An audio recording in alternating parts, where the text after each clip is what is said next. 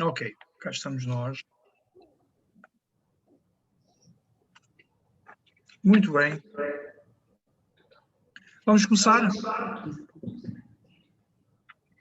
a fazer feedback. Está a fazer feedback, tá? Todos mute.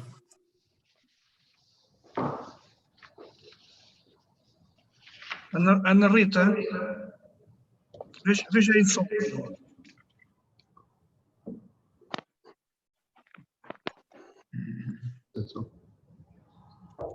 Não ultrapassa 4 vezes o valor do IAS. E, portanto, deverá ser.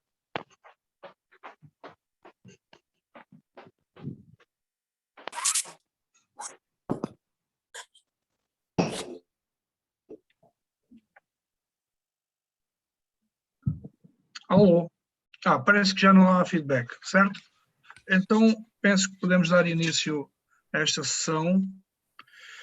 Ora, boa tarde a todos os participantes, sejam bem-vindos ao webinar A Competitividade da Economia Portuguesa. Após uma paragem para descanso nas férias de verão, eis-nos de regresso às nossas atividades em prol dos antigos alunos e do ISEG.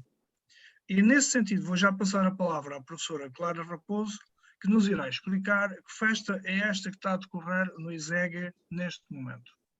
Então, muito boa tarde a todos. Queria dar, em primeiro lugar, as boas-vindas ao Horácio Negrão, organizador destes webinars da Alumni Económicos.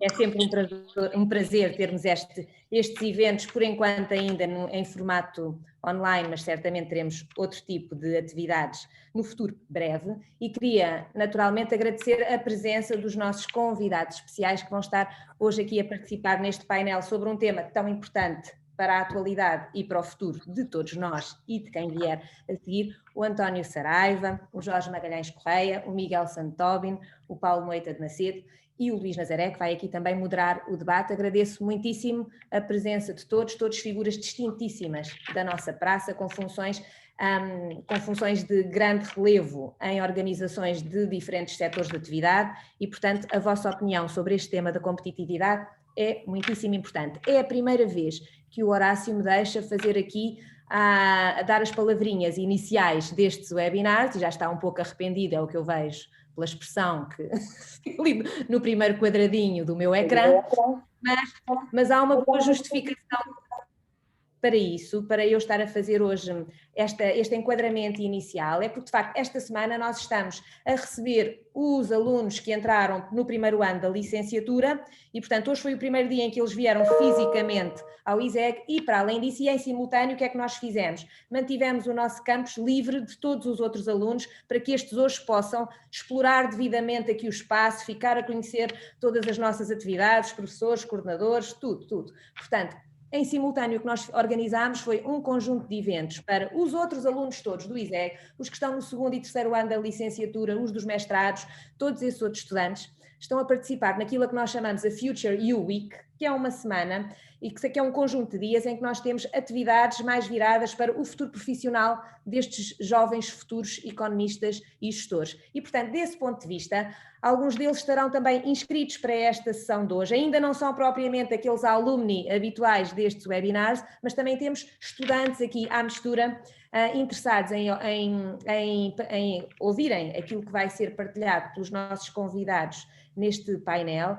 E aqueles que não vão estar a ver, porque temos outras atividades em paralelo nesta Future U Week no imediato, vão depois ver a gravação e terão a oportunidade de seguir aquilo que for hoje aqui partilhado. Portanto, o meu apelo era apenas aos participantes neste painel e ao nosso moderador Luís Nazaré, que está informado a este respeito, que ao discutir-se a competitividade da economia portuguesa, em algum momento cada um dos participantes, dos nossos convidados, tenha em atenção este público-alvo e aquilo que acham que poderá ser relevante para alguém que está agora em processo de formação inicial, para o seu futuro, em que é que esta competitividade da economia portuguesa os vai poder ajudar ou não, ou que contributo é que eles poderão dar e para que áreas é que acham que eles se devem encaminhar ou não. É um tema adicional, agradeço a oportunidade, Horácio, de aqui participar e, obviamente, saúde todos os que estão também a assistir a este webinar e que mais tarde poderão também, penso eu, participar colocando algumas questões.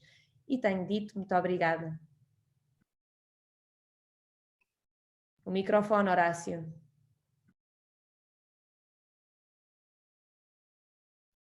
Ok, muito obrigado, Clara. Antes de passarmos ao webinar propriamente dito, e dado que já não falamos convosco há uns meses, vou apenas informar as próximas atividades da Alumni Económicas. No próximo dia 12 de outubro, teremos a sessão de abertura do programa de mentoring da Alumni Económicas. Este programa tem cerca de 180 pessoas inscritas e é patrocinado e dirigido, organizado pela Alumni. No dia 14 de outubro, esse sim, um evento muito importante, que se chama Wine, Economics and Jazz, que vai ser realizado, aqui está o anúncio que vai ser enviado para vocês todos, dentro de 1 ou 2 dias. É um vinho chamado Alumni Económicas 30 anos e que vai ser colocado pela primeira vez ao dispor do público no dia 14 de outubro, com uma prova de vinhos, que é este o vinho, lá no ISEG, e com um cocktail e uma música de jazz, em que vem o quarteto de jazz do Manuel Lourenço, que é um saxofonista conhecido aqui da nossa praça. Apelo a todos a que venham provar o vinho, até porque o vinho se chama Alumni Económicas 30 anos. No dia 9 de novembro, vamos ter um novo webinar sobre o Orçamento Geral do Estado para 2022, em associação com o IPP, Instituto de Políticas Públicas do ISEG, onde o keynote speaker será o professor Paulo Trigo Pereira e contará com a presença de Joaquim Sarmento, do ISEG, Luís Bel, da Deloitte, Susana Peralta, do próprio Instituto IPP. O evento será moderado por um jornalista do Expresso e decorrerá em modelo híbrido, com os oradores e parte da assistência na sala Caixa Geral de Depósitos do ISEG e transmitido em streaming pelo YouTube do ISEG. Dia 18 de novembro, jantar solidário no Zeno, no Casino de Estoril, competência e tradição da Alumni, com bastantes artistas convidados. 25 de novembro, o webinar de novembro, é o terceiro e último desta série antes do fim do ano, sobre a tecnologia e a inovação no futuro de Portugal. Queria referir ainda que a IES, uma associação de antigos alunos que se chama IES, ou seja, Youth Economics Society, em parceria com esta Alumni e com o ISEG, vai levar a cabo uma conferência sobre Econ Talks nos dias 2, 4, 9 e 11 de novembro. Eles vão enviar o programa para toda a gente dentro de muito pouco tempo. Temos, portanto, um programa para o resto do ano bastante intenso, mas muito agradável. Contamos com a vossa adesão. Para não demorar mais tempo, passo a palavra ao nosso moderador, Dr. Luís Nazaré, que irá apresentar os nossos convidados de hoje e moderar o debate. Não sei se ele quererá. Nós perdemos 10 minutos. Luís, não sei, fica à tua descrição. Se dás mais 10 minutos até às 8h10, ou se terminamos mesmo às 8, porque eu sei que há uns valores mais elevados que se levantam por aí. Não estou a falar do Barcelona, é? Claro. Obrigado, Horácio. Muito boa tarde a todos. Eu calculo que me estão todos a ver assim num enquadramento um bocado psicadélico, com cima do ISEG à frente e atrás e tal. Bem, isto deve ser uma experiência mal sucedida, uma inovação que eu procurei introduzir, o que dá bem nota de que nem todas as inovações resultam num bom produto. E aqui está a primeira. Só que já não tenho tempo para corrigir e, portanto, vão-me ver com este enquadramento um bocado estranho, com vermelhos à frente e atrás. Bom, de novo, muito boa tarde a todos. O tema que hoje vamos tratar é a competitividade, é esse o mote central deste webinar. Eu quero, em primeiríssimo lugar, saudar o Horácio Negrão, presidente dos Alumni, a Clara Raposo, presidente do ISEG. Boa tarde a todos, abraço a ambos, e os nossos convidados, que são 4.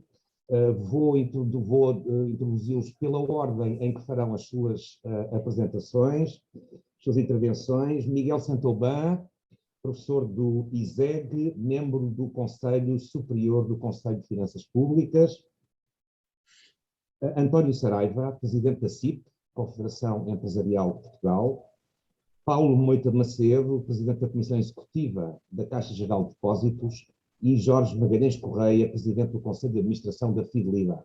Aqui estão os nossos convidados, com as suas funções atuais, de uma ficha muito sintética, porque se procurasse fazer o CV das suas experiências profissionais e outras durante a vida, tínhamos que estar aqui durante 10 minutos para cada um, dada a larguíssima experiência de cada um dos nossos participantes.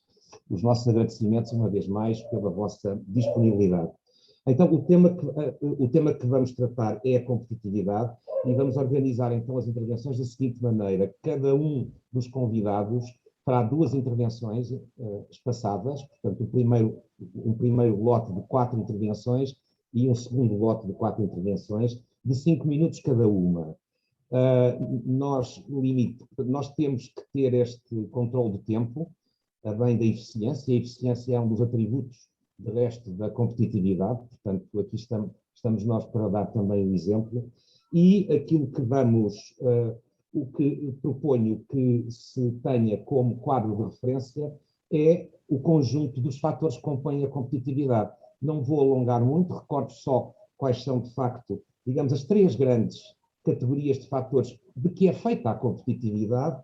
Temos fatores de natureza externa, chamados fatores da envolvente externa, e para os alunos que estão a assistir a este webinar, alguns já terão passado certamente pelo diamante de Porter. O diamante de Porter é, de facto, o modelo que enquadra a atratividade dos países, das regiões, em torno de um modelo de 4 fatores. Fatores diversos, onde entram também fatores que têm que ver com a gestão pública e o papel do Estado. É aqui que o papel do Estado entronca, em primeiro lugar, com a dimensão da procura local, com a existência de clusters, de indústrias relacionadas e de suporte, e com a própria organização e estrutura industrial. Fatores que têm que ver com a indústria, cada uma das indústrias, e que se prendem com a dinâmica, com as formas de cooperação e de organização industrial de que cada indústria dispõe, e fatores internos. As empresas são competitivas, mais ou menos competitivas, em função da envolvente externa, como acabei de referir, mas também em função das suas próprias escolhas. E as suas escolhas, aquelas que são as nucleares e que compõem a fórmula da competitividade, são basicamente 3. Produto e inovação, eficiência operacional e marketing. Este é, de uma forma muito sintética, o quadro geral de que a competitividade é feita. Obviamente, cada um dos nossos convidados terá uma abordagem, de alguma forma, focada ou mais ligada às matérias de que lhe são familiares. Eu começaria, então, depois deste enquadramento muito genérico e despretensioso, por dar a palavra ao Miguel Santobã. Miguel, recordo os 5 minutos, para, digamos, uma abordagem geral sobre o tema da competitividade. Miguel, the floor is yours. Boa tarde, Luís, boa tarde a todos. Eu, antes de mais, quero agradecer o convite que me foi feito pela Aluni Económicas e com imenso gosto que eu estou aqui. Enfim, agradeço-vos, mas não vou continuar com os agradecimentos para não gastar os meus 5 minutos. Quando nós falamos de competitividade, talvez seja uma questão um pouco de formação pela minha formação macroeconómica e por me ter de alguma forma dedicado de alguma maneira à macroeconomia ao longo destes tempos. Há um certo salto que nós fazemos da competitividade dentro de uma empresa para a competitividade de um país, mas quando chegamos ao que é a competitividade de um país, às vezes enfrentamos com uma certa dificuldade. O que é, na verdade, um país ser competitivo? O que é que significa para nós a competitividade de Portugal? É a competitividade de cada uma das suas empresas? É a competitividade do país como um todo? Eu, enfim, na minha concepção, que penso que é partilhada por muitos, vejo a competitividade de um país ou da nossa economia, ou mesmo da nossa sociedade, como a capacidade que nós vamos ter de ter um bom nível de vida. essa capacidade que nós vamos ter um bom nível de vida e de ir aumentando esse nível de vida ao longo dos tempos de forma sustentada, no fundo de termos crescimento económico. Claro está, para isso temos de ter um outro conceito, um outro fenómeno que está sempre, aparece sempre estreitamente associado à competitividade, que é a produtividade. Ou seja, no fundo, nós teremos um país competitivo se ele for um país produtivo.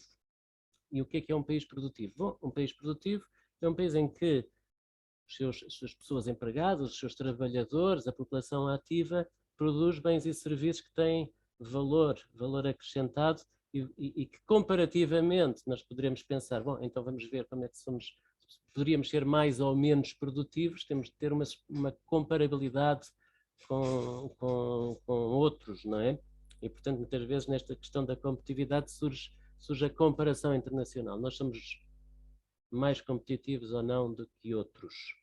Até porque depois também há uma questão, ainda uma outra que está relacionada com isto, que é a atratividade deste território. Será que nós conseguimos ter um território que atrai investimento, não é? Em que as empresas investem, portuguesas ou externas, e também um território em que as pessoas querem viver. E, portanto, se nós atraímos população, e já agora também se nós estamos dispostos a aumentar o número de portugueses, não é? E deste ponto de vista, embora nós consigamos ter alguns...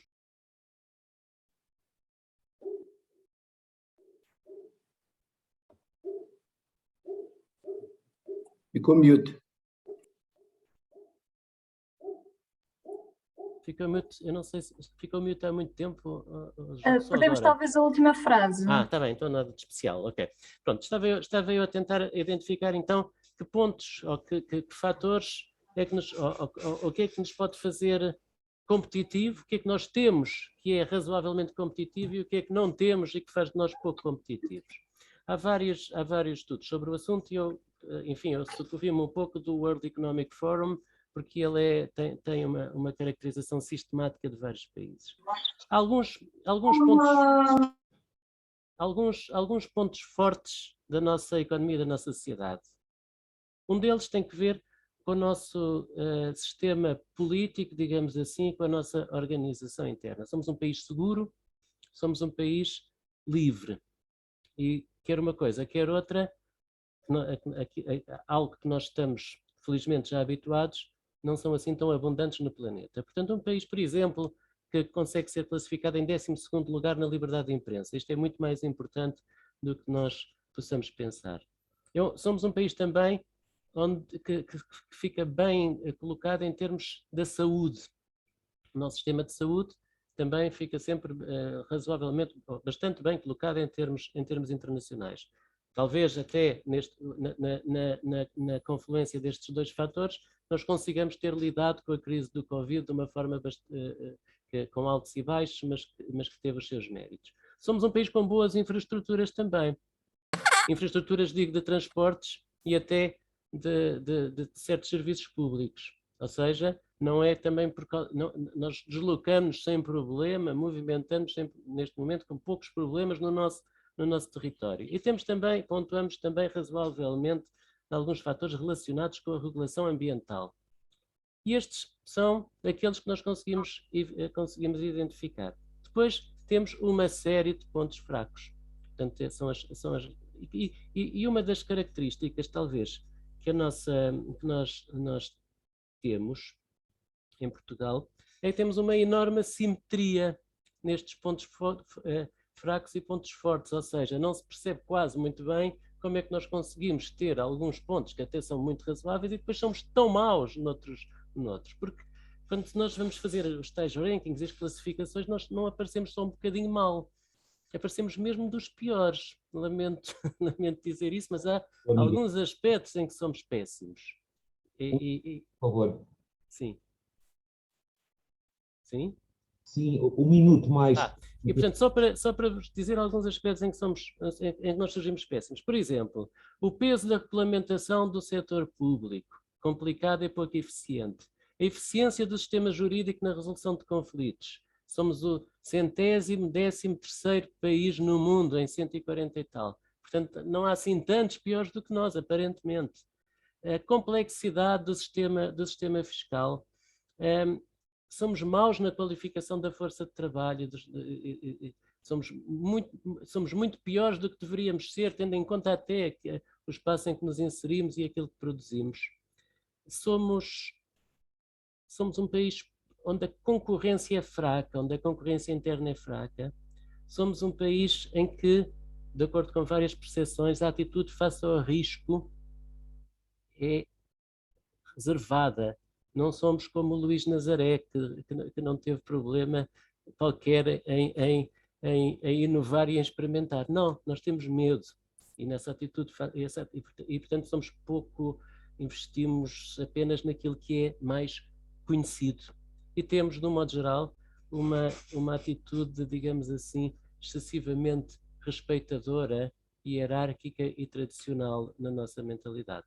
Penso que de uma forma um pouco desrespeitadora, mas tenho que passar para o próximo, se não te importa, depois concluís no próximo round. Combinado. Eu passo então agora a palavra de seguir ao António Saraiva. António Saraiva é, os franceses chamam a função do António Saraiva le patron des patrons, e é de facto o presidente da Confederação Empresarial de Portugal. António, qual a perspectiva relativamente à competitividade? Quais são os elos fracos? Quais são os elos fortes? O que é que se pode fazer? Bem, obrigado, Luís, por esta introdução. Muito obrigado pelo convite para aqui partilhar convosco algumas das ideias e o meu cumprimento aos meus companheiros de painel. Luís, tal como disseste no princípio, competitividade, fatores externos, fatores internos. O país é competitivo ou não é? As empresas portuguesas são internamente competitivas ou não. É evidente que, como referiste, os fatores, o produto, a eficiência, o marketing, em termos internos, mas primeiro deixa-me ir aos externos. Independentemente das avaliações que possam fazer e dos indicadores que tenhamos disponíveis, os do World Economic Forum ou outros que, por vezes, com os quais nos medimos e nos comparamos, esta é uma questão de referencial, mas o que importa é, de facto, a prática, o dia-a-dia, e se o país atrai, se o país, no quadro global, é competitivo, se comparamos bem, se comparamos mal, e, como em tudo na vida, em alguns fatores comparamos bem, como o Miguel aqui referiu, noutros comparamos mal. E o que nos deve preocupar, e é isso que a CIP tem feito ou tem tentado promover, é a melhoria dos fatores que, quem nos olhe externamente, sejamos mais atrativos, porque temos mais eficiência, temos produtos mais inovadores, produtos a qual acrescentamos, produtos ou serviços, obviamente, eu quando digo produtos lá de centro, produtos ou serviços aos quais acrescentamos mais valor, acrescentamos mais inovação, com os quais entregamos mais àqueles que estão disponíveis para nos adquirir esses produtos ou serviços. Porque o mundo hoje é global, a oferta é global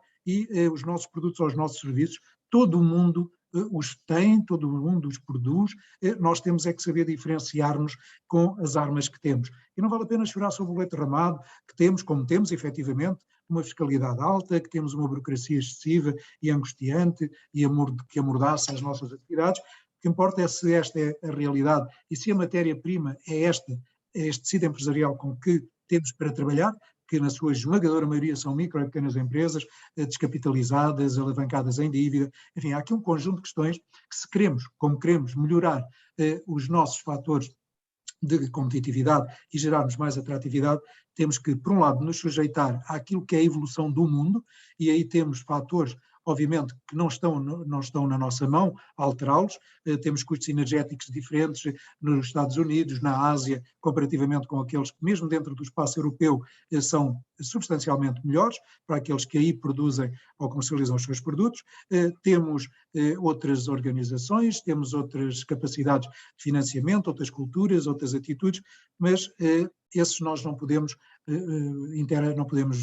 melhorar, são fatores, esta geoestratégia, esta geopolítica em que estamos envolvidos nesta globalização, a luta dos blocos económicos, o poderio, a tentativa de liderança do comércio mundial, os Estados Unidos, a Ásia e a China dentro da Ásia, e estas ações e os efeitos que sofremos todos na Europa e logo em Portugal, mas isso são os fatores externos com os quais, como digo, em alguns comparamos mal e em poucos, na minha opinião, comparamos bem. Mas esta é envolvente e temos é que olhar para o mundo, para outras realidades, porque, como se sabe, nós exportamos 70% e muito por cento das nossas exportações destinam-se à Europa. Temos que olhar o mundo de outra forma, temos que ir para outros continentes, temos que ir para aqueles cujos modelos, cujos estados de desenvolvimento estejam com condições de receber os nossos produtos, os nossos serviços para a melhoria da sua vida, da sua qualidade de vida, e por isso o desafio que as empresas portuguesas têm tido de inovar e de procurar novos mercados e com eles aumentarem melhorarem o nosso crescimento. Em termos internos temos de facto constrangimentos que limitam muito a nossa competitividade. E também aí a luta que temos travado com os vários governos não é um problema apenas deste governo, porque muitas vezes tentamos pôr rótulos porque é um governo mais de esquerda, um governo mais de direita. Não, os governos, nós há 20 anos que não crescemos, como sabemos, há 20 anos que Portugal não tem um crescimento digno desse nome. Isso não é uma fatalidade, isso depende de nós, e depende de nós coletivamente, como sociedade.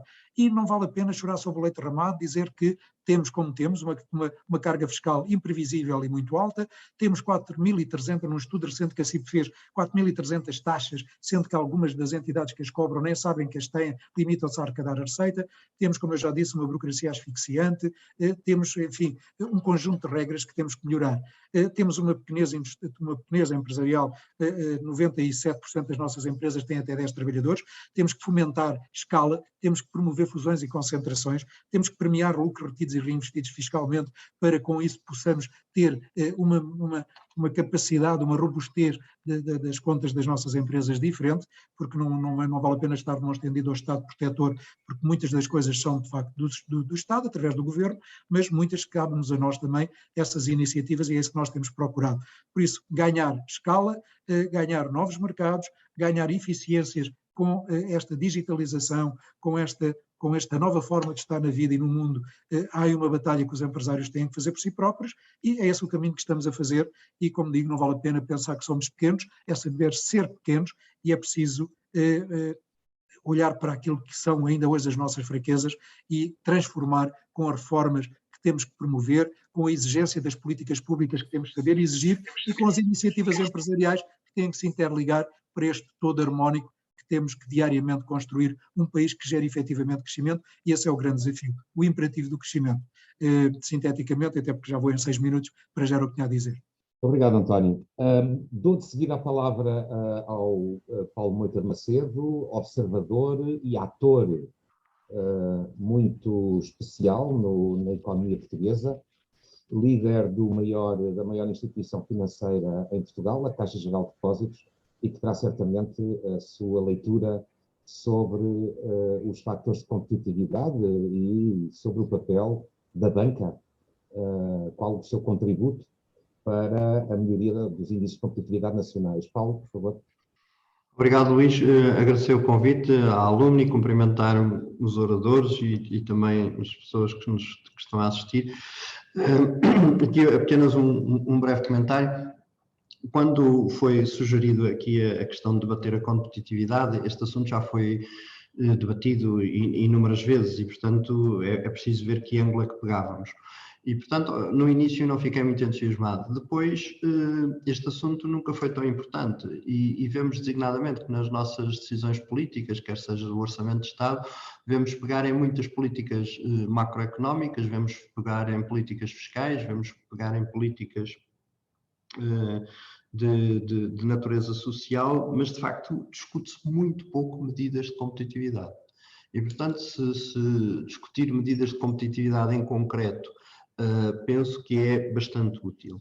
No caso específico dos tais fatores externos, ou seja, o que é que a banca pode contribuir para a competitividade das empresas nos tais fatores externos e na criação de valor sustentável por parte das empresas. Bom, a banca tem neste momento e neste sair desta crise um papel muito distinto da anterior. A banca na parte anterior alimentou os problemas, criou vários problemas, neste momento esteve claramente do lado da solução. Esteve do lado da solução tendo linhas de crédito, fornecendo linhas garantidas, não cortando limites, como aconteceu na anterior crise, mantendo toda a sua estrutura preparada para as empresas e suportando as empresas e fazendo uma coisa muito importante que se aprende na escola, que é transmitir a política monetária para as empresas. Ou seja, o que aconteceu de facto é que nós neste momento temos as taxas de juros mais baixas de sempre. Temos as taxas de juros mais baixas de sempre para as famílias, que têm designadamente com empréstimos à habitação, mas têm também as taxas de juros mais baixas de sempre para as empresas. E isto é claramente um fator de competitividade em termos de envolvente externa e em termos dos seus custos. Por outro lado, a banca, portanto, garantiu um conjunto das aberturas de crédito, das suas contas empréstimos, das suas habituais funções de financiamento, mas teve também algumas características durante este âmbito, que foi, por exemplo, o aumento das maturidades das dívidas. Com linhas garantidas, sem linhas garantidas, mas, por exemplo, como já aqui foi dito, um dos nossos problemas das nossas empresas é o desequilíbrio entre capitais próprios e capitais alheios, designadamente excessos, pouca capitalização. Ora, uma das coisas que a banca nestes anos fez foi aumentar a maturidade das dívidas e, portanto, dar mais prazo às empresas, ajudada pelas garantias do Estado, mas, de facto, aumentando a competitividade. Depois, também a questão do próprio financiamento e alguma seleção das empresas. As empresas, por vezes, queixam-se de maior rigor, embora o rigor é o rigor, não há nenhum banco que não queira apoiar um bom projeto, e nunca houve tanta vontade dos bancos apoiarem as empresas e fazerem mais crédito, uma vez que têm uma redução da margem financeira, portanto a sua única possibilidade, através da taxa de juros, a sua única possibilidade de aumentar a margem financeira é fazendo mais volumes de crédito, portanto todos os bancos querem dar crédito a boas empresas, mas apesar disso, por vezes designado algum maior rigor, mas o que é certo é que aí também há um papel na competitividade, que é, de facto, o que nós vimos durante a crise é que, por exemplo, algumas empresas que já tinham problemas à partida e antes da pandemia, depois tiveram muito mais dificuldade em obter financiamento e essas empresas, naturalmente, devem ter um destino de as válidas depois prosseguirem, as outras deixar o ambiente e não fazer concorrência desleal, as tais, o que a literatura designa por empresas zombie. E, portanto, aí também ajudar, de facto, a competitividade no mercado. Depois eu diria que outro fator importante da banca é a banca nos últimos anos diminuiu os custos de contexto para as empresas, quer através da maior digitalização, das menores deslocações ao banco, mas sobretudo através de uma interação digital, portanto faz-se factoring por meios telemáticos, faz-se já créditos de alguns valores razoáveis, fazem-se factorings, enfim, e portanto há menos custos de interação com a banca. E portanto eu diria que a banca tem feito, e ainda tem que fazer mais, mas tem feito nestes anos bastantes esforços para diminuir os custos e, portanto, com isso aumentar a competitividade das empresas. Eu lembro, hoje em dia, uma empresa portuguesa boa financia-se a uma taxa mais baixa que uma empresa boa espanhola. Uma pequena e média empresa boa portuguesa financia-se ao mesmo preço que uma empresa boa alemã. E, portanto, isto são fatores que geram competitividade e induzem competitividade. Por outro lado, a banca tem muitos desafios em melhorar a competitividade, designadamente no papel que tem também em fazer face aos desafios ambientais e no sentido de, para além de juntar aos ratings financeiros que hoje em dia toda a banca tem relativamente às empresas, também passar a ter ratings ambientais, o que é o caso da Caixa, que tem uma classificação para a sua carteira de empresas. o que obviamente não tem qualquer caráter de penalização neste momento, mas sabemos que todas vão ter que fazer um caminho e que a banca pode ajudar, sabendo quais são as empresas que têm melhores ratings, como é que podem progredir no rating e tomar medidas nesse sentido. Portanto, eu diria, há condições que a banca induz de maior competitividade, a banca ainda tem que melhorar, por exemplo, muitas das vezes já melhorou nos tempos de decisão, mas ainda pode ser menos complexa, mas o que é facto é que, em termos de variáveis externas, hoje em dia o acesso ao financiamento bancário não é o problema é o custo das matérias-primas, o problema é o custo da energia, e mesmo em termos de previsibilidade, nós hoje, as empresas têm uma previsibilidade sobre o nível de taxas de juros a 2022, 2023, como eu diria que, enfim, nos próximos 3 anos, como eu diria que não existe essa previsibilidade em quase nenhuma outra área. E, portanto, há aqui um conjunto de fatores de que a banca tem contribuído para a tal criação de valor sustentável.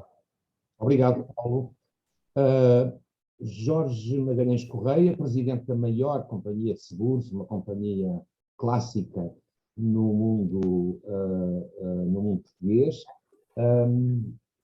O que pensa a atividade seguradora, o que pensam os investidores estrangeiros, uma vez que a fidelidade é hoje detida por capitais internacionais, capitais chineses, na circunstância, qual é a perspectiva? Luís, obrigado a todos, é um prazer participar neste seminário, quero cumprimentar todos os participantes e, enfim, enviar uma saudação calorosa aos membros deste painel, aos organizadores, vou tentar recuperar falando depressa. Bom, eu gostaria, enfim, de usar um pouco aquilo que foi aqui dito também, porque a questão da competitividade, como foi dito, é debatida, mas creio que estamos num momento de atualidade acrescida. Porque, de facto, esta aceleração, enfim, que a pandemia trouxe do processo de mudança económica e social que foi criado depois das guerras, das grandes guerras, obriga-nos a isso. A economia digital domina a forma como trabalhamos, como olhamos para o futuro, isto cria nós, e como falo nós, indivíduos e instituições, uma obrigação de aproveitar as oportunidades desta nova economia. Para isso, o ângulo que eu escolheria como ângulo, se calhar indo mais tarde à questão do investimento estrangeiro, a questão que me parece crucial neste momento, e o ângulo que eu escolheria seria, digamos, o que seria necessário que as unidades empresariais mais dinâmicas e de maior dimensão da nossa sociedade disponham de melhores condições de crescimento e de aumento de escala. Deixem-me recordar-vos um bocadinho os números da Pordat e do INE, as grandes empresas com mais de 250 trabalhadores, é um conceito, são uma percentagem irrelevante do tecido empresarial, mas asseguram mais de 20% do emprego, mais de 30% do investimento e mais de 40% do valor acrescentado do país, e as empresas imediatamente abaixo, os PMEs de 50 a 250 trabalhadores, também têm um contributo importante nestes 3 níveis. Ora, o ser grande, as empresas serem grandes ou porque tiveram sucesso, ou por ambição, ou por investimento, ou por organização, ou por atividade, ou qualidade do produto, etc. Este sucesso nós sabemos que não é normalmente bem visto e temos um certo estigma que desvaloriza o sucesso e a escala empresarial. Pessoalmente eu devo partilhar convosco até a percepção de que sinto que existe uma certa discriminação, digamos assim, negativa em relação às grandes empresas. Quando se cresce, os incentivos desaparecem, a imprevisibilidade normativa aumenta e a desconfiança do Estado e da sociedade e dos mídias, que são um reflexo de tudo isto, passa a dominar a relação. Faltam condições de apoio à reestruturação e concentrações, falta alguma agilidade na transmissão da propriedade das empresas, falta incentivos específicos à promoção da integração vertical, e enfim, há ideias que não favorecem as empresas. Em matéria de concorrência, por exemplo, não consigo dizer que Portugal existe uma interpretação restritiva no sentido de dificultar concentrações, mas existem de facto maneiras de aplicar as normas em termos sancionatórios que geram um bocado a ideia, e bem sabemos que as percepções hoje valem muito, de que as grandes empresas prejudicam o consumidor. É um estigma ideológico, que vem também do passado, E esta pequenez, esta coisa de vivermos numa espécie de áurea mediocritis, como diziam os latinos, mediocritas, que é uma coisa pequenina, tem prejudicado um pouco a competitividade da nossa economia. E isto leva-nos ao tema, ainda tenho 2 minutos, de que é necessário que as empresas cresçam, e para crescer, criar emprego de qualidade, precisamos de empresas eficientes que preventam a automação para reduzir custos, e empresas que investam. E aqui, de facto, vamos à questão da capitalização, que o Paulo Macedo falou, e da atração do capital exterior. Era a segunda nota. As empresas portuguesas encontram-se maioritariamente descapitalizadas e culturalmente muito direcionadas, a meu ver, para o financiamento bancário. A autonomia financeira baixa, cerca de capital próprio, a média ronda 30% do ativo, noutros países da Europa chega aos 40% e 50%. E eu ouvi bem o que o Dr. Paulo Macedo disse, mas continuo com a percepção de que as PMEs têm uma dificuldade relativa de acesso a financiamento a custos acessíveis em relação às grandes empresas. Uma empresa que tenha capitais robustos não tem problemas, mas nós sabemos que as empresas portuguesas são pequenas, têm EBITDAs de 2, 3 milhões de euros, conseguem com facilidade financiamentos de até 10 milhões, mas se quiserem comprar outra empresa, 10 milhões não chegam. E a banca tem dificuldade em apoiar estes movimentos, porque se tornou muito conservadora, baseia-se no cash flow gerado pela empresa atual e não da adquirida. É fácil arranjar tickets maiores no exterior, mas tem que ser maiores, porque não pagam os custos de diligência, etc. Portanto, eu, enfim, aceleradamente, acho que apoiarmos as PMEs para serem grandes, fomentar o mercado private equity, ajudar os institucionais, como é o caso da Fidelidade, que está sujeito a um regime de solvência muito apertado, a poder financiar e poder investir nestes projetos, potenciar a utilização do Banco de Fomento, que é um instrumento crucial, porque através de instrumentos de dívida híbridos, convertíveis em capital, utilizar os fundos europeus com foco na gestão, na escala, na escalabilidade, enfim, e que elaborem e construam sob vantagens competitivas nacionais, parece-me de facto o crucial de um ponto de vista da competitividade. Escala das empresas, as empresas têm que ser grandes, têm que crescer, e as médias empresas têm que ter condições para crescer. Eu acho que já esgotei os 5 minutos, Luís, não sei, e se você me autorizar, se o Luís me autorizar, se me autorizares, perdão, que focaria o aspecto de investimento estrangeiro na segunda parte, porque também é um tema interessante essa experiência e gostaria também de partilhar. Obrigado, Jorge. Vamos então agora passar ao segundo round. Eu creio que todos vamos ter que fazer um esforço para condensar as intervenções. Eu sugiro 3 minutos. Isto, de facto, é um exercício de enorme eficiência, aquilo que estamos aqui a fazer. Miguel Santoban, em 3 minutos, há a meta-análise daquilo que são os fatores positivos e negativos dos indicadores de atratividade que há pouco foram referidos. A que 3 conclusões principais se poderia chegar? Mas não sei. Eu vou tentar mostrar um boneco, está bem? Porque deixa-me tentar aqui assim.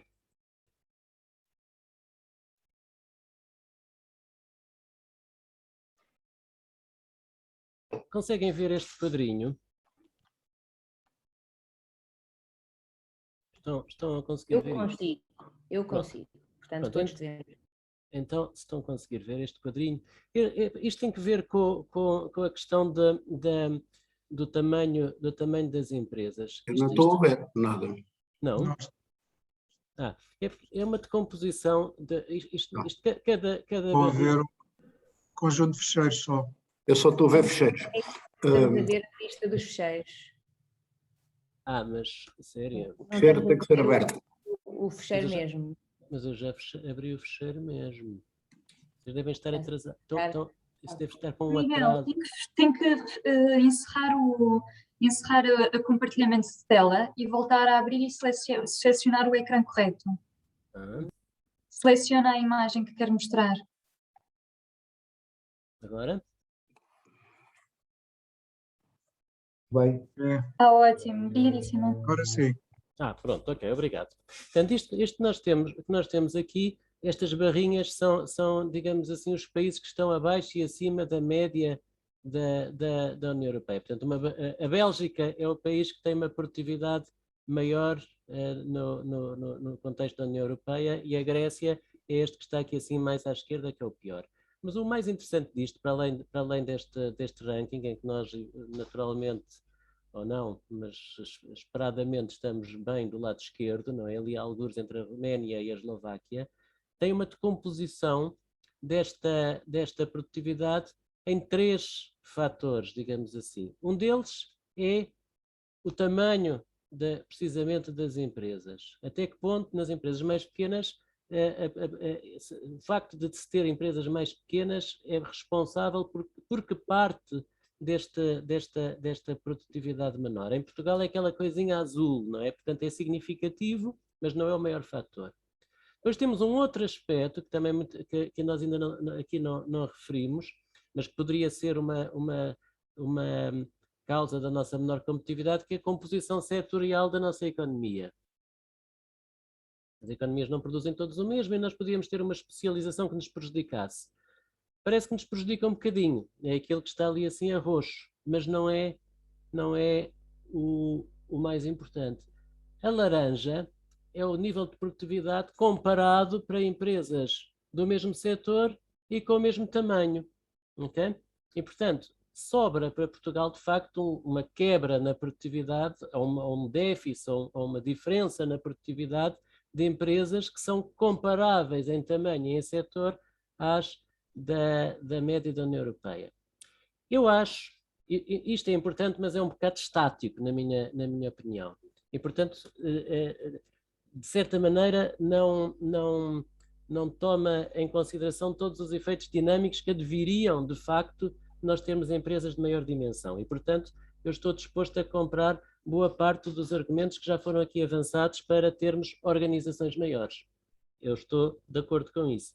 Mas, não obstante, temos ainda outros fatores, e isso é bem evidenciado pelas barras laranja. No tamanho das empresas, o que é que me parece importante? É que um dos aspectos que é transversal é que nós somos um país em que, digamos, nós não tiramos o devido partido do trabalho, digamos assim, em equipa. Temos problemas, isso é mencionado várias vezes, de delegação de autoridade, a tal atitude face ao risco em que temos receio, e tudo isso resulta, de facto, penso eu, está bastante relacionado com a inserção em organizações e em empresas muito pequenas. Claro está que as empresas muito pequenas são empresas, muitas vezes, excessivamente familiares e em que não existe diversificação do investimento e, portanto, a atitude face ao risco não pode ser adequada, nem a capacidade de internacionalização, nem nada disso. E, portanto, o facto de termos empresas muito pequenas seguramente será um problema. Há países, ao que parece, de acordo com esta análise, que ainda estão pior, não é? Por exemplo, há aqui um caso que é muito interessante, que é o caso da Itália. A Itália tem um problema grande do tamanho das suas empresas, mas não tem um problema quando se compara empresa a empresa. Tem empresas que são produtivas, têm empresas muito pequenas. Nós temos os dois aspectos, digamos assim, estamos pior porque não só temos empresas pequenas, como as mesmas que não são pequenas também não são assim tão produtivas quanto isso. Portanto, para concluir, temos tanto a fazer do lado macro e tentar melhorar todos os fatores de competitividade que afetam todas as nossas empresas e, além disso, temos um problema de estrutura, de facto, industrial e de tamanho que me parece que é excessivamente pulverizado. Obrigado. Muito interessante este gráfico. António Saraiva, para o segundo round, eu atrevi-me a lançar um desafio: que 3 medidas, que 3 prioridades, num rol vasto que aqui já foi evidenciado de preocupações, que 3 medidas seriam aquelas consideradas as primeiras, as prioritárias, aquelas onde se devia começar por fazer fogo? Pois eu diria que aquilo que nos penaliza, independentemente dos gráficos e das comparações que possamos fazer, e como o Miguel dizia, as comparações de alguma maneira são estáticas e o mundo hoje evolui muito rapidamente, e o que é verdade hoje, para a semana, por qualquer vulcão que entre em erupção, essa realidade desaparece. Enfim, estou a caricaturar, obviamente, maximizando, mas de facto as coisas são hoje as alterações são muito rápidas e temos, pronto, e os gráficos valem o que valem e demonstram-nos. Peço desculpa, não sei se me continuam a ver, tive aqui um problema. Sim, sim. Já estou. Mas melhorar o quê? Desde logo a justiça. Uma das coisas que recorrentemente nos apontam os investidores externos é a morosidade da justiça em Portugal. Os processos em primeira instância arrastam-se e não vou saber, cuidado de saber se é a arte dos advogados. O que é facto é que a justiça lenta, o arrastamento de processos afastam-nos comparativamente com outros Estados, desde logo Estados-membros, já não vou para outros continentes. Depois o licenciamento. Há projetos que demoram... Há projetos hoteleiros, para dar um exemplo de uma área que demoram 8, 9 anos a ser licenciados, porque a burocracia, o conjunto de entidades que têm que dar os seus pareceres, das APAs aos bombeiros, enfim, há aqui uma complexidade em que os licenciamentos afastam a vontade de investimento, porque estamos a comparar-nos com outras geografias, e depois há outros fatores, mas eu diria, Luís, que desde logo estes dois, melhorar o funcionamento da justiça e a agilidade de processos de licenciamento como para melhoria dos fatores de atratividade. Porque o resto nós temos. As empresas alemãs que operam em Portugal, todas elas, a Bosch, independentemente de alguns aspectos de melhoria das suas condições que lhe foram dadas para se instalar em Portugal, mas o que é facto é que as empresas alemãs que operam em Portugal dizem maravilhas e continuam a fazer investimentos. Também temos coisas boas, isto é, depois da primeira má experiência, mas depois de se instalarem, percebem que o país tem enormes vantagens, esta nossa capacidade de nos adaptarmos à mudança, permita uma expressão, este desenrascanço com o qual somos caracterizados, faz maravilhas. Temos uma juventude cada vez mais qualificada, temos que obviamente saber retê-la, mas temos o domínio de idiomas, que outros países não têm tanto como nós. Agora, isso não impede que alguns destes países que o Miguel aqui apresentava, em termos do seu desenvolvimento e do seu crescimento, estão a ultrapassar-nos e nós arriscamos brevemente, como eu caricaturava há tempos, ser o último país, ou seja, o Titanic, a imagem do Titanic, estamos a ficar na cauda em termos de comparação de crescimento económico. E mudar, e quais as prioridades, Luís, diria estas: melhorar o funcionamento da justiça, agilizar licenciamentos, desburocratizando, criando corredores próprios para os projetos. Seriam os dois que eu daria. Em termos internos, e aqui já falámos e não querendo repetir-me, temos a escala que temos, não importa, é evidente que é mau ser pequeno, temos de ter a ambição de ser grandes, mas temos é que saber ser pequenos. Comparamos-nos com outros em dimensões, temos é que ter uma política fiscal que permeie como eu já disse, lucros retidos e reinvestidos, temos a estrutura de capitais que temos, mas depois não há qualquer estímulo para que os lucros retidos e reinvestidos, aqueles que os têm, possam ser premiados fiscalmente. Há aqui um conjunto de matérias de âmbito fiscal que o Estado, olhando para isso, poderia, com ligeiras alterações, melhorar muito o ambiente em que nos desenvolvemos. Promover fusões e concentrações, deveria existir estímulos para isso, como aqui também já foi referido, porque se vamos continuar a dizer que somos pequenos, somos empresas até 10 trabalhadores, somos estruturas familiares, formação e requalificação dos nossos recursos humanos está a ser feita, mas há que ter políticas públicas que incentivem, no bom sentido, as práticas empresariais que vão ter que ser mudadas e esta nova geração de gestão, porque a transição de gerações, aqueles que estão a chegar agora às empresas, a profissionalização, que alguns gestores, alguns donos da empresa percebem que não têm competências adquiridas, têm experiência, mas não têm determinadas competências e profissionalizam a sua gestão. Enfim, estamos aqui num processo de mudança que seguramente vai dar resultados. Mas balas de prata, elencaria estas duas: em termos de captação de investimento externo, melhorar a justiça e os licenciamentos; em termos internos, incentivar fusões e concentrações, incentivar lucros retidos e reinvestidos fiscalmente e, enfim, como não se pode ter tudo, diria desde já estas. Obrigado. Excelentes propostas. E quais são as balas de prata que o maior banqueiro português, Paulo Macedo, escolheria? Bom, eu concordo na questão dos fatores que foram apontados pelo António Saraiva, designadamente em termos externos a justiça, mas eu frisava a questão da formação. A questão da formação só que abordava de uma outra maneira. Nós, portanto, temos déficits de qualificações, isso todos sabemos, mas o que falamos pouco é que temos déficits de qualificações ao nível da gestão. Nós tendemos a dizer que são, digamos, a massa dos trabalhadores que têm falta de qualificação. E isso é um facto. Se houver tempo ainda passo aqui um quadro, mas isso é uma realidade. Agora, o que nós vemos é que, e aí precisamos de fazer um reskill, porque Portugal não vai ter uma população ativa muito diferente. Nós vamos ter, com certeza, uma política de imigração mais ativa para compensar os problemas de demografia e para nós hoje, os empresários que falam comigo, e estão aqui vários responsáveis, voltam-me a dizer que têm falta de trabalhadores, portanto, como em 2019, em certos setores e em certas regiões já me voltam a dizer que têm falta de trabalhadores. Portanto, nós precisamos de certeza de fazer o reskill, portanto, as pessoas precisam mesmo de voltar à escola. Portanto, precisam de certeza ter formação de jovens, mas precisam de voltar à escola, mas ao mesmo tempo vou precisar também, e de fazer o seu upskill, mas ao mesmo tempo vou também precisar de, uma das balas de prata é sem dúvida melhorar o nível da gestão.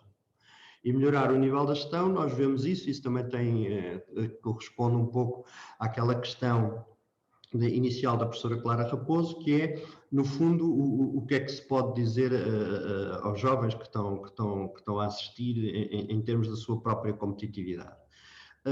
A primeira coisa que gostava de dizer é que eles neste momento estão a ganhar competitividade, portanto estão no fundo, quando estão a estudar em termos de nível superior, o que estão a ganhar é o quê?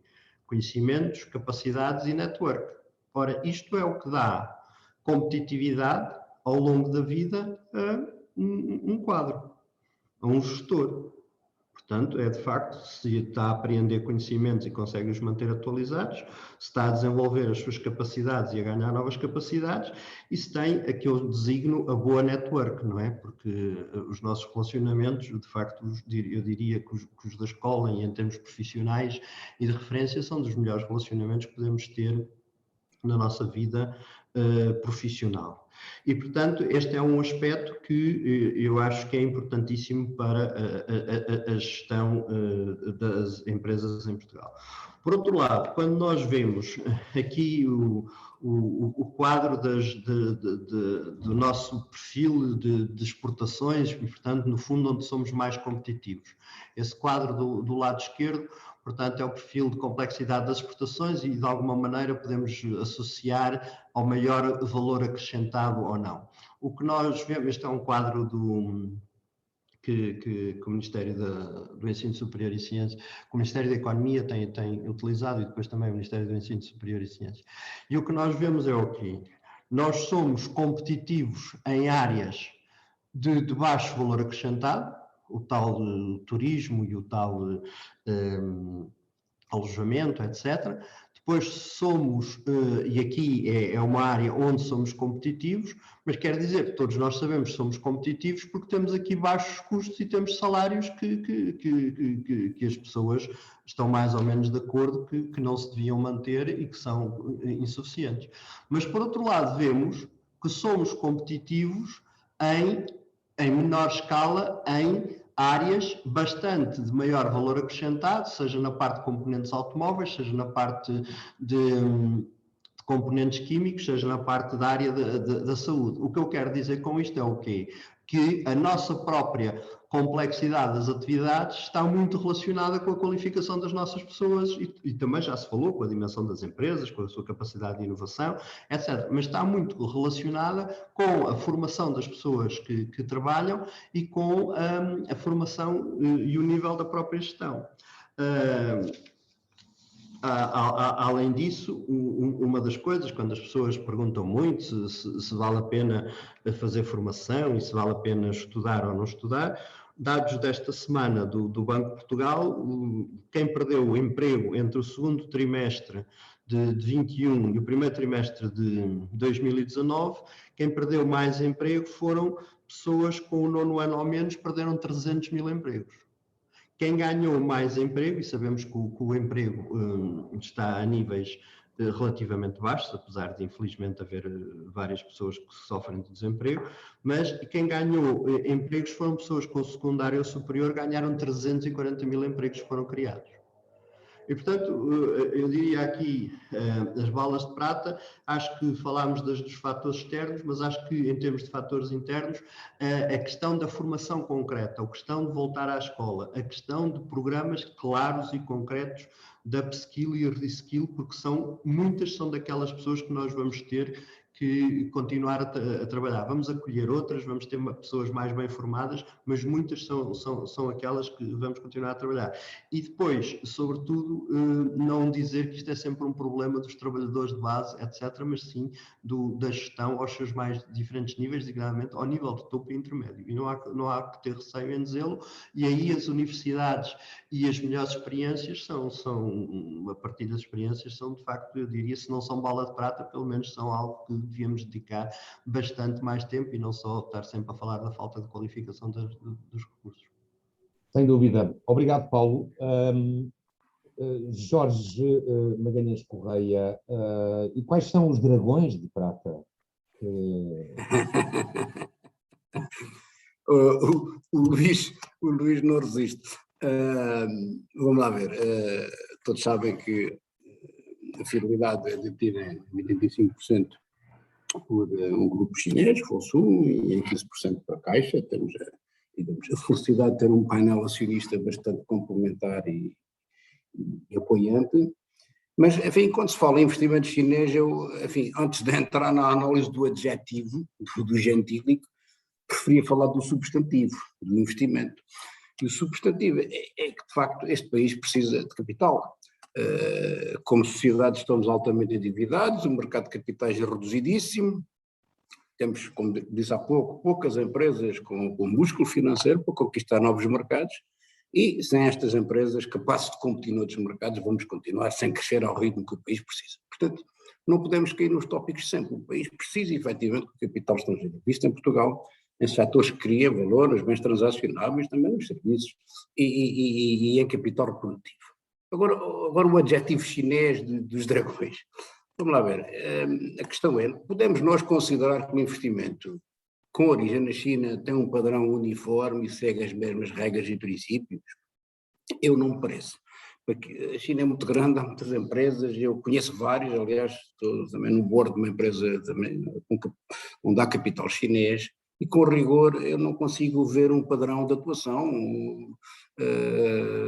Nós também sabemos que nós também não podemos falar do investimento americano, porque há situações de investimento puramente especulativo, como vimos, mas também há situações em que assim não é, cada caso é um caso. Eu, talvez na busca de um denominador comum, se tivesse que falar em alguma coisa de uniforme, sendo que o Grupo Fosun tem as suas pautas próprias, uma experiência internacional, enfim, mais de 40 países, em muitos setores, mas se tivesse que buscar alguma coisa em comum, eu diria que tenho visto que o investimento chinês se preocupa muito com a questão do crescimento. Aliás, a fidelidade é um bom exemplo, a Fosun animou-nos a continuar a investir, a comprar-nos saúde, a estar no exterior, com o apoio também da Caixa.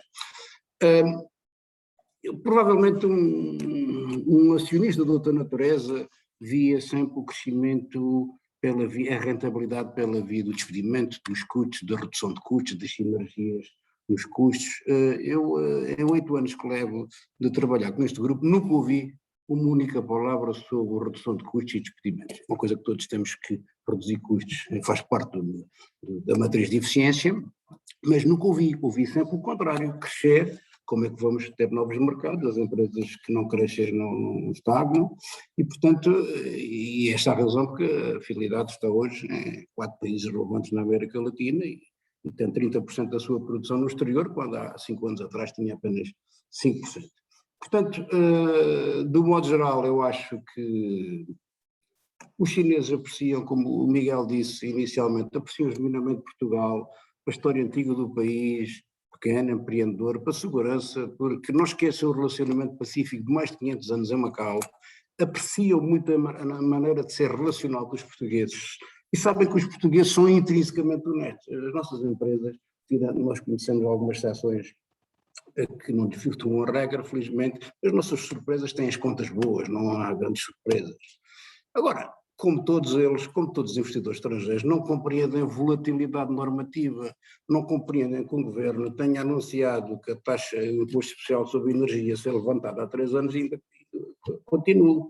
E outras coisas, só que não o expressam, digamos assim, da mesma forma eloquente como outros investidores, porque a contenção das reações emocionais e a contenção pública é um aspecto muito valorizado na cultura chinesa. Sentem-me não o dizem da mesma forma. E, portanto, em termos de dragões, eu acho que realmente a previsibilidade que se consegue transmitir ao investidor exterior é crucial, e continuo a dizer que têm sido dados ultimamente muitos tiros nos pés em relação com medidas normativas e fiscais, nas taxas sobre a propriedade, etc., que não levam em conta a necessidade que nós temos de continuar a ser reliables e a atrair o investimento estrangeiro e a conservá-lo. E, portanto, este é o meu approach em relação aos dragões, sendo que é muito difícil nós, devo dizer, vou daqui com uma sensação um bocadinho de insatisfação, no sentido em que ocorrem-me tantas coisas para falar sobre competitividade, sobre a prevenção de riscos, sobre a nossa sociedade, como é que ela está organizada, sobre como é que as empresas podem contribuir e em que planos, que até me atreveria a sugerir ao Horácio que fizesse daqui a mais uns tempos um webinar número 2 sobre competitividade alargada. Obrigado, Jorge. De facto, é um tema que dava pano para mangas, podíamos passar aqui muitas horas e, obviamente, não podemos falar só de dragões. Nós podíamos falar de águias ou de leões. As águias já estão a ganhar 1-0. Sobretudo leões, Eu devolvo agora, agradeço imenso o vosso apoio, as vossas excelentes intervenções, super eficientes, e devolvo a palavra ao Horácio Negrão para a seguida. Eu vou antes de passar a palavra à Clara, vou só dar uma informação que o Benfica já está a ganhar 1-0. E, portanto, Clara, compete a ti encerrar este seminário. Eu depois queria só dar um abraço de despedida a todos os nossos oradores. E estando a jogar o Benfica, eu quero agradecer rapidamente a todos a presença, os excelentes contributos que aqui deram. Acho que fizeram todos uma excelente análise da situação, das dificuldades de competitividade do nosso país. Não vou partilhar também a minha opinião, eu também tenho umas ideias, mas fica para o segundo webinar sobre este tema. Horácio, muitíssimo bem.